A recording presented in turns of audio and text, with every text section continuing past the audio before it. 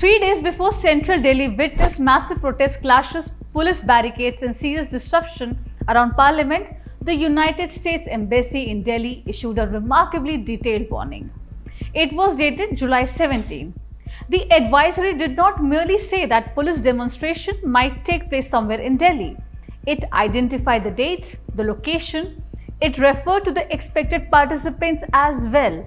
It anticipated large crowds, strict security arrangements, and major traffic disruptions. It specifically mentioned Jantar Mantar, Parliament House, and Kisan Ghat, and most strikingly, it said that an alliance of approximately 250 national farmer organizations was expected to assemble at Kisan Ghat on July 21. This alert was issued before these events unfolded on the streets of Delhi. So the question is very simple. How did the US Embassy know so much so early and with such precision? Was this information already available in public announcements, or was it collected through routine diplomatic monitoring? Was it shared through official security channels, or did the embassy have access to organizers, networks, or sources that have mapped out the mobilization in advance? Let us first examine what the advisory actually said. According to the advisory released on July 17, large crowds of politicians, activists, and demonstrators were expected to gather in central Delhi on July 20th, the opening day of Parliament's monsoon session. The embassy anticipated heightened security measures by the Delhi police and warned American citizens about substantial traffic disruptions. It also identified a separate mobilization plan for July 21, involving near 250 farmer organizations traveling towards Kisan Ghat. American citizens were advised to avoid demonstrations, monitor local media, plan alternative routes, and maintain a low profile. Well, embassies routinely issue such security advisories that by itself is neither unusual or suspicious. Diplomatic missions monitor local news, government announcements, police advisories, social media, and political developments to protect their citizens.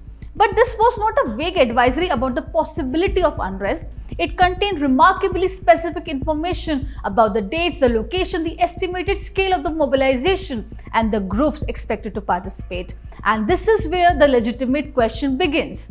Was this entire plan already circulating openly? Had the farmer organizations publicly announced the number of participating groups, their routes, and the mode of travel? Did the Delhi police provide this information to foreign diplomatic missions as part of the routine security coordination? Or was the embassy obtaining information from CJP sources who were directly involved in planning the demonstrations? The advisory itself does not answer these questions, but events that follows make those questions more serious. On July 20th, thousands of protesters gathered in central Delhi as part of the CJP demonstrations connected with the examination irregularity and the so-called Sansad Chalo March. Well, it ended up with the attack on police personnel, damaged barricades, and violent confrontations between both the sides. On July 21, farmer organizations also attempted to reach Kisan Ghat to protest against proposed free trade agreement between India and US. The question therefore is not whether the protests were real. They were. Nor is the question whether citizens have the right to protest. They certainly do. But the question is whether the scale, timing, and the convergence of these mobilizations were part of a larger coordinated political operation, and whether foreign linked networks had advanced access to its planning. There's another significant element in this timeline. The demonstrations coincided with the beginning of Parliament's monsoon session on July 20th. Among the major legislations listed to consider was the Foreign Contribution Regulation Amendment Bill, that is FCRA 2026.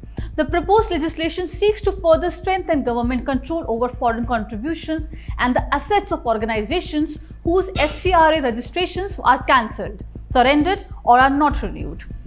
Reports also indicate that the proposed law would expand the government's ability to take control of the assets connected with organizations that fail to comply with FCRA requirements.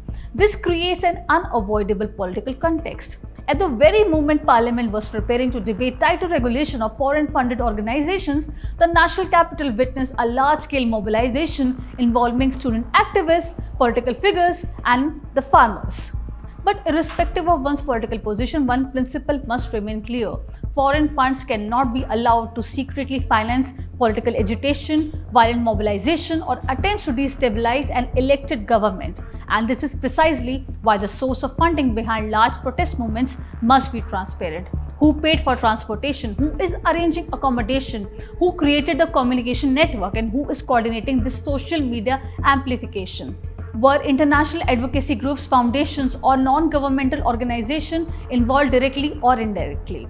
And were any of these networks affected by the FCRA legislation being considered by the Parliament? These questions cannot be dismissed merely as conspiracy theories, but they cannot be answered through speculations alone.